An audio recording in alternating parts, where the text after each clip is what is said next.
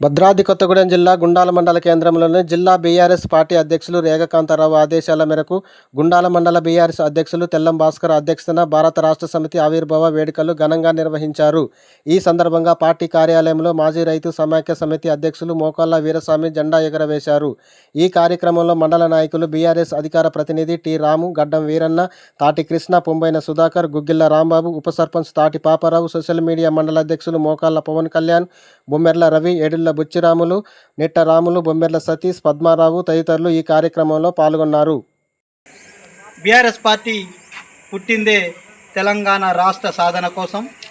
2014లో తెలంగాణ రాష్ట్రాన్ని సాధించిన కేసీఆర్ గారు 2 దఫాలుగా తెలంగాణ రాష్ట్రానికి ముఖ్యమంత్రిగా చేసి అనేక సంక్షేమ పథకాలను ఆయన ప్రవేశపెట్టారు. నేడు ఈ ఆవిర్భావ దినోత్సవాన్ని ఇంత ఘనంగా జరుపుకుంటున్నందుకు మాతో పాటు మండల ప్రజలందరూ సంతోషంగా ఉన్నారని భావిస్తున్నాం.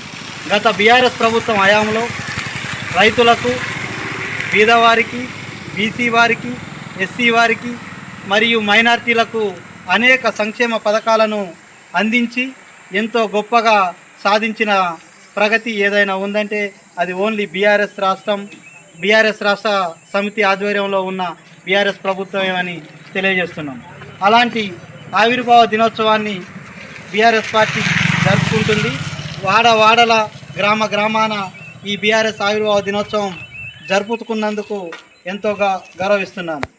వర్ధిల్లాలి కేసీఆర్ గారి నాయకత్వం, వర్ధిల్లాలి కేటీఆర్ గారి నాయకత్వం. బీఆర్ఎస్ పార్టీ ఆవిర్భవించి 25 వసంతాలు 20 సంవత్సరాలు కాబోతున్నది అయ్యింది. కాబట్టి దీన్ని ప్రతి గ్రామంలో, ప్రతి వాడలో, అన్ని గ్రామాలలో కూడా ఈ జెండా ఆవిష్కరణ జరుగుతుంది. దీనికి అందరూ వస్తారు. కాబట్టి అదేవిధంగా గతంలో చూసుకుంటే ఇవాళ ప్రజలు కూడా ఈ యొక్క కాంగ్రెస్ పార్టీ పోవాలి, బీఆర్ఎస్ రావాలనేది విధానంతో ఇప్పుడు ముందుకొస్తున్నారు. కాబట్టి అందరూ కూడా ఈ సభల్ని ఎంతో ఉత్సాహంగా జరుపుకోవాలని కోరుకుంటూ తెలంగాణ